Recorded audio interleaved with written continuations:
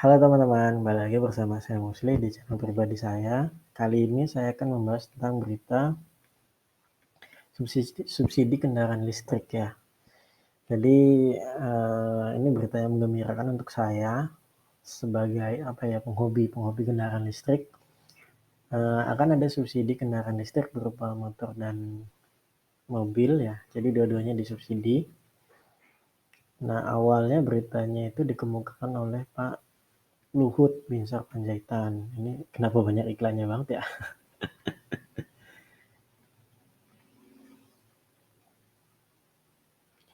Ya, jadi Pak Luhut itu diwawancarai dan beliau itu mengindikasikan, membicarakan bahwa kalau mau beli kendaraan, bukan kendaraannya, mau beli apa namanya motor listrik itu nanti tahun depan aja katanya kayak gitu, karena nanti tahun depan di tahun 2023 itu akan ada subsidi berupa, ini saya juga nggak tahu ya berupa apa ya, tapi intinya ada subsidi 6,5 juta untuk motor listrik. Jadi itu eh, apa namanya? Jadi itu berita pertamanya, karena menurut Pak Luhut itu daerah negara-negara lain di ASEAN itu juga sudah melaksanakan seperti di Thailand itu sudah ada subsidinya juga kayak gitu. Dan akhirnya ya Indonesia kalau nggak melakukan hal yang sama nanti ketinggalan adopsi kendaraan listriknya terutama motor ya di sini. Maaf ada kereta lewat. Ya jadi pertama itu berita yang awal yang saya dengar dari Pak Luhut, dan kemudian ada lagi berita dari ini perkembangannya ya. Jadi video ini adalah mungkin rekap kali ya, rekap apa yang terjadi selama beberapa minggu ke belakang kayak gitu. Nah, untuk yang selanjutnya ada berita dari Menteri Perindustrian atau Pak Agus Gumiwang di video YouTube-nya ya, di video YouTube Sekretariat Presiden.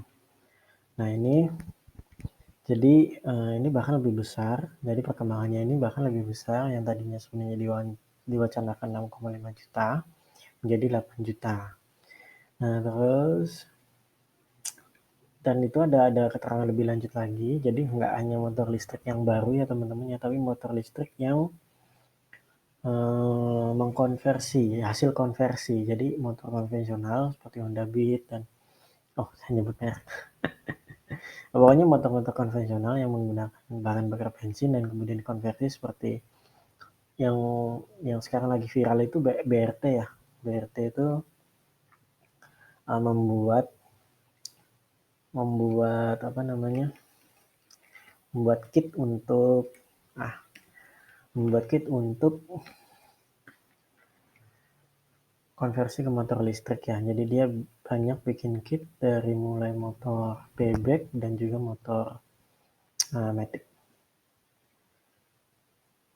Nah, gitu.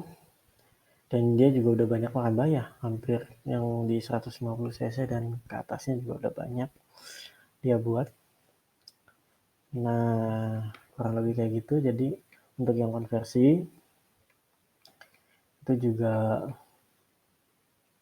sudah di apa ya namanya ya, sudah dipikirkan juga kayak gitu. Jadi teman-teman jangan khawatir kalau misalkan waduh saya tuh males beli motor baru gitu kan, motor yang saya sekarang juga udah apa sih belum lama gitu masih bisa dipakai dan masih bagus, ya udah konversi aja teman-teman.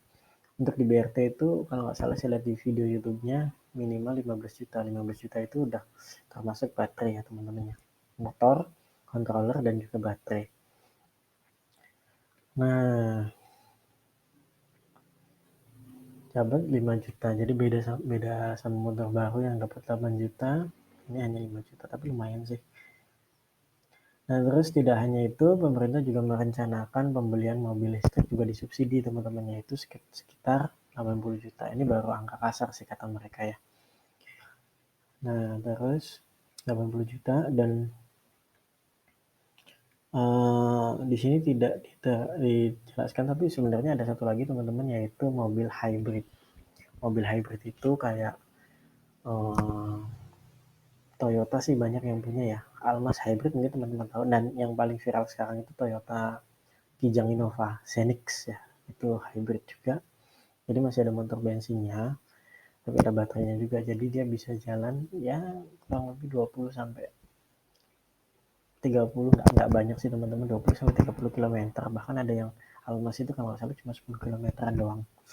Bisa jalan pakai listrik aja kayak gitu. Jadi kendaraan hybrid juga disubsidi yaitu sebesar 50 juta gitu. Nanti linknya akan saya taruh di bawah ya teman-temannya. Oh enggak, bukan, bukan 50 juta tapi 40 juta ya teman-teman. Nanti linknya akan saya, link-link berita ini akan saya taruh di deskripsi biar teman-teman bisa baca sendiri dan ya menimbang-nimbang apakah ada yang salah dari penyampaian saya kayak gitu ya teman-teman. Tapi memang ini perkembangannya ya. Jadi beberapa hari kemudian ada pengamat, kemudian DPR RI, Banggar Badan Anggaran DPR RI juga yang mengomentari hal tersebut. Sebenarnya sentimennya sih negatif ya teman-teman ya, kecuali untuk motor listriknya, karena memang kalau motor listrik itu kan, kalau motor itu kan menjadi kendaraan umum masyarakat dan impactnya besar kalau dikasih subsidi, karena yang punya motor itu masih golongan menengah bawah ya teman-teman ya. Nah tapi kalau yang punya mobil itu kan pasti udah menengah ke atas ya kan, itu kayaknya nggak pantas gitu kalau katanya subsidi gitu ya, itu nggak pantas gitu. Dan mobil itu kan pasti yang beli menengah ke atas, ini serasa buang-buang uang kayak gitu ya teman-teman ya. Jadi esensinya banyak yang again juga, jadi nggak untuk mobil jangan katanya gitu, dan kalau motor itu ya silakan. Terus nanti di akhir saya coba rangkum ya pendapat saya ya teman-temannya, ini hanya sekedar merekap saja begitu. Kemudian ini berita terbaru lagi,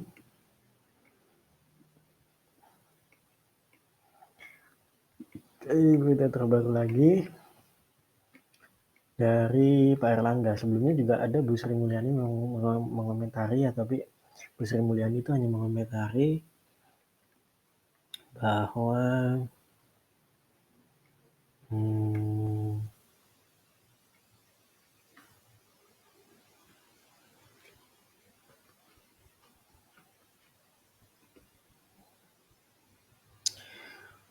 mengatakan bahwa sedang memproses kebijakan insentif tersebut. Jadi ya hanya sekedar apa ya, hanya sekedar klarifikasi aja mungkin. Jadi sedang dihitung dan apakah bisa diterapkan di APBN 2023 kayak gitu. Tapi ini ada terbaru dari Pak Erlangga Hartarto selaku Menteri Koordinator Bidang Perekonomian. Itu ada batasannya. Jadi mobil listrik yang disubsidi itu harus ada batasannya, bukan untuk bukan untuk mobil mewah gitu. Jadi katakanlah mobil yang di harga di atas 100 miliar itu nggak akan dapat subsidi kayak gitu. Mungkin ya, saya juga nggak tahu. Tapi intinya ada batasannya. Kemudian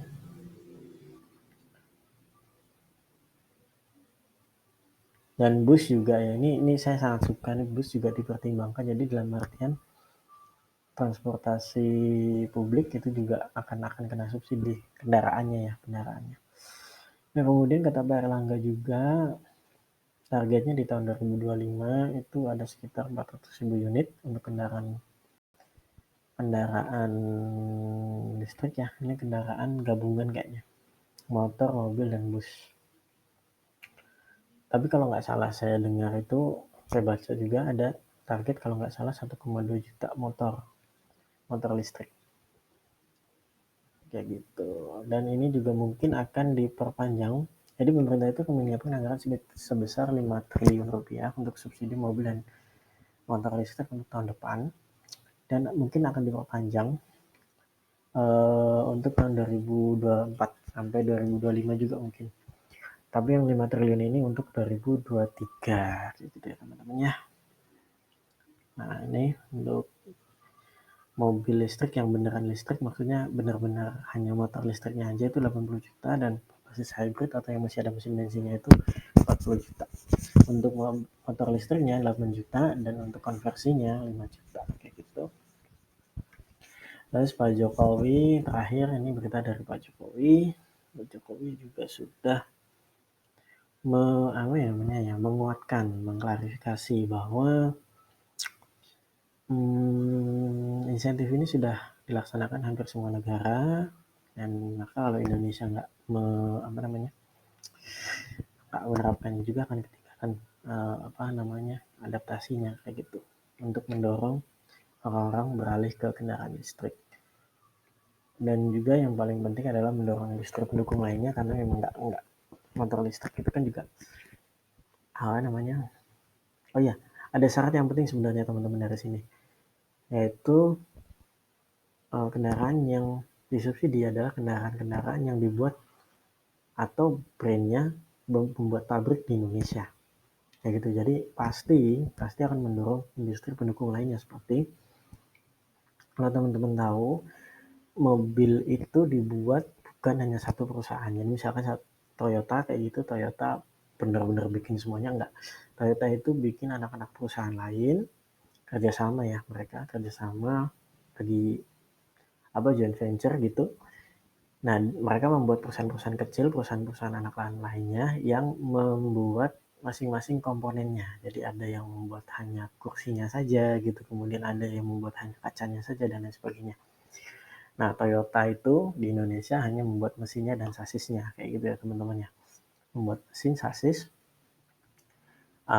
body panel kayak gitu, panel body, pintu dan lain sebagainya. Tapi aksesoris yang kecilnya kayak speedometer, kemudian AC misalkan gitu, itu dikerjakan oleh pabrik-pabrik lain yang lebih kecil, dan itu juga itu mendorong industri pendukung otomotif di Indonesia berkembang, yang lokal gitu ya, yang lokal nggak karena mensuplai otomatis hanya mensuplai Toyota yang ada di Indonesia. Itu juga sama dengan kendaraan listrik. Jadi spion misalkan kalau motor ya, spion, speedometer,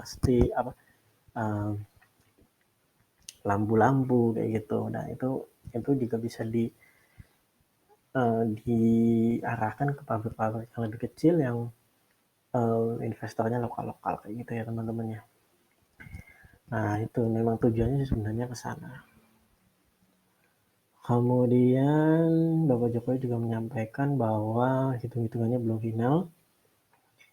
Kemudian kalau sudah final kita akan diberitahu lebih lanjut. Kayak gitu ya teman-teman ya. Jadi ada beberapa hal yang ingin saya garis bawahi di sini.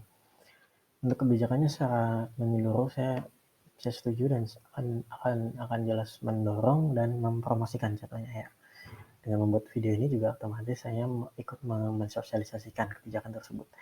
Kemudian ada beberapa hal yang saya nggak sependapat dan harusnya nggak ada di situ, yaitu pertama, untuk hybrid ini yang paling saya nggak suka dan paling menurut saya nggak usah ada.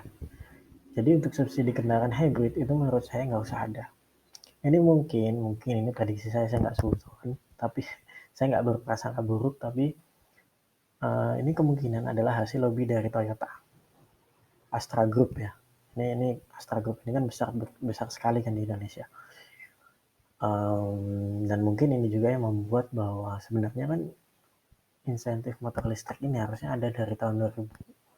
Harusnya udah ada dari tahun kemarin kayak gitu ya teman-teman. Ketika ya nggak se-mainstream sekarang kayak gitu. Memang sekarang sudah urgent, sudah mendesak kayak gitu. Tapi menurut saya bisa dilakukan kemarin-kemarin pas kita mungkin kemarin kalau COVID nggak bisa ya, cuma waktu ekonomi boom banget, waktu tahun 2018, misalkan 2017, meskipun memang kita fokusnya belum ke sana karena BBM masih murah, cuma ada indikasi bahwa, ya bukan indikasi ya, ini udah hukum pasar aja, karena minyak itu tidak terbarukan, maka di kemudian hari, entah kapan itu pasti akan akan mahal harganya kayak gitu teman-teman ya, karena ya supply demand lagi kan, kalau misalkan demandnya banyak supply-nya sedikit ya harga akan naik kayak gitu aja kan prinsipnya. Dan minyak dan bensin apa BBM itu otomatis akan mengarah ke sana karena dia itu bukan sumber energi yang terbarukan, dan penggunaan kita pun di track itu udah besar sekali teman-teman kayak gitu. Harusnya sudah terjadi di tahun-tahun lalu 2017 2018. Mungkin ini juga pendapat saya ya, ini pendapat pribadi saya, tapi ini karena pengaruh besar dari Astra Group di Indonesia. Industri otomotif kita, terutama Astra Group itu besar sekali di Indonesia. Dan kalau misalkan mereka, karena ini maaf ya teman-teman ya, kendaraan konvensional, masuk merek-merek konvensional seperti Toyota, Honda, itu masih belum siap dalam dalam kacamata internasional ya. Mereka itu belum siap untuk beralih ke kendaraan listrik. Honda sampai sekarang itu belum punya kendaraan listrik sama sekali. Hybrid udah ada, tapi kendaraan listrik yang murni listrik itu belum ada. Toyota baru tahun 2022 itu meluncurkan BZ4X. Itu pun udah telat banget teman-teman. Nah, dibandingkan dengan Toyota misalkan, jangan Toyota, Tesla misalkan, tapi jangan jauh-jauh dengan Tesla ya. Kita lihat aja Cina. Wuling itu sudah mengeluarkan mobil listrik itu dari nggak tahu mungkin tahun 2018 ya, Wuling Hongguang. Nah itu yang ke Indonesia itu jadinya Wuling REV yang sekarang jadi viral itu ya teman-teman, yang mobilnya lucu imut-imut. Nah itu di Cina udah dijual dari kapan tahun itu 2018 2019 udah mulai dijual kayak gitu ya teman-teman, udah lama banget, udah saingan lah sama Tesla gitu kan. Nah, pabrikan Jepang untuk Toyota, Honda, Mitsubishi dan sebagainya itu mereka sangat telat dan mereka nggak siap ketika sekarang demand dari mobil listrik itu sangat besar. Akhirnya mereka nggak bisa cepat untuk beradaptasi karena apa? Karena supply dari bahan-bahan kan beda ya teman-teman ya. Bikin mesin blok mesin itu kan cuma butuh besi, tapi kalau belum bikin baterai itu kan banyak banget ininya ya, meskipun nggak cuma besi aja ya, tapi kan tetap aja banyak banget, lebih banyak untuk membuat baterai dibandingkan membuat mesin mobil kayak gitu ya. Dan sekarang supply-nya itu udah di apa ya ngomongnya ya, sudah diambil semua gitu sama Tesla, kemudian sama pabrikan-pabrikan Cina gitu, apalagi material material mentah ya untuk membuat baterai itu kebanyakan diprosesnya di Cina kayak gitu ya teman-temannya. Jadi ya mereka sudah ketinggalan dan mereka ya mau nggak mau transisinya harus berdarah-darah kayak gitu karena mereka udah terlalu besar. Dan kalau misalnya mereka pindah ke elektrik maka mereka nggak akan untung kayak gitu, pertama-tama pasti nggak akan untung dan akhirnya ya berdarah-darah. Nah itu kemungkinan juga yang telah dilakukan di Indonesia sehingga bertahun-tahun ini insentif untuk kendaraan listrik baru bisa terlaksana sekarang karena iklimnya sudah mendukung. Maksudnya iklimnya sudah mendukung apa? Maksudnya ya BBM-nya udah kadung naik gitu dan semuanya udah serba susah kayak gitu. Jadi akhirnya mau nggak mau ya harus ada gitu karena ya kalau nggak ada ya ketinggalan terus kayak gitu. Nah cuma akhirnya keluarlah itu hybrid. Karena apa? Karena Toyota itu kebanyakan, karena Toyota memang pionirnya hybrid. Saya ingat banget di tahun 2013 itu waktu saya belajar sistem hybrid pertama itu kan video promosinya aja kalau nggak salah dari Toyota. Dari Toyota atau dari Astra Group saya lupa. Nah itu mereka menggaung-gaungkan bahwa ya ini mas peralihan transisi gitu. Kita nggak mungkin bisa langsung ke listrik nih. Harus transisi dulu, harus ada peralihannya dulu. Makanya kita ke hybrid kata Toyota. Dan nyatanya boom ada Tesla. Dan sekarang di tahun 2022 itu Tesla bisa ngejual mobilnya, semua mobilnya yang diproduksi kayak gitu. Demandnya udah gak karuan, permintaannya udah gak karuan kayak gitu ya teman-temannya. Meskipun Tesla tuh nggak murah-murah amat ya. Kalau di Amerika sana kan dia dijual sekitar $45.000 ya. Nah, itu kalau dirupiahkan di sini 600 sampai 700 juta itu memang kurang ajar sih. Tapi memang apa namanya, untungnya kita punya Hyundai Ioniq ya, Ioniq 5 itu masih sekitar 700 juta dan itu sekelas dengan Tesla Model 3, bukan Model 3 juga sih, Model Y, Model Y berarti kan. Kita masih bersyukur sih ada Hyundai di sini. Kalau enggak itu udah kacau banget sih di sini. Tesla udah bisa hampir berapa? 1,3 miliar ya. Aneh. Nah kayak gitu ya teman-temannya. Jadi ini juga tebakan apa sih, prasangka buruk saya memang ada lobby-lobby dari Astra Group sehingga hybrid juga disubsidi. Kenapa ya teman-teman ya? Mobil itu menurut tanda saya, mobil itu adalah investasi jangka panjang. Dia minimal bisa dipakai 5 tahun, bahkan lebih bisa 10 tahun. Jadi kebayang teman-teman kalau beli mobilnya sekarang hybrid ya dan bisa bertahan sampai tahun 2032. Itu kan, itu kan jadul banget teman-teman ya. Di 2032 itu mobil udah listrik semua. Kenapa ada hybrid gitu? Ya nggak perlu disubsidi menurut saya. Udah semuanya dialihkan ke mobil listrik aja gitu. Nah kalau untuk yang di motor saya nggak ada komentar ya. Untuk konversi saya juga paham maksudnya, karena orang Indonesia yang ngulik aja gitu. Mereka suka bikin-bikin. Nah kalau misalkan insentif kayak gitu kan, industri lokalan kayak BRT tadi kan, itu bisa lebih bisa menjamur ya jadinya ya, karena ada insentif lebih murah 5 juta kayak gitu. Tapi ini saya nggak tahu ya bentuknya kayak gimana, apakah memang bisa langsung dipotong harganya atau bentuknya cashback atau jangan-jangan bentuknya pajak, saya nggak tahu. Tapi yang pasti kalau ini nanti bentuknya cashback, jadi kalau kita beli motor listrik seharga 25 juta misalkan, sekarang kan kalau nggak salah gesit itu 28 ya, 28, kemudian dia bisa apa, dia kena potongan 8 juta gitu. Kalau nanti kita keluarin 28 juta, nanti dapat cashback 8 juta, itu udah lumayan sih kayak gitu. Nah misalkan kalau kita konversi akhirnya kita dapat cashback di, atau sih returnya nanti di mana ya, kantor pajak atau di mana saya nggak tahu. Tapi intinya kalau misalkan nanti kita konversi terus nanti dapat cashback 5 juta, itu lumayan sih. Habis 15 juta di cashback 5 juta berarti cuma keluar 10 juta, itu udah lumayan banget.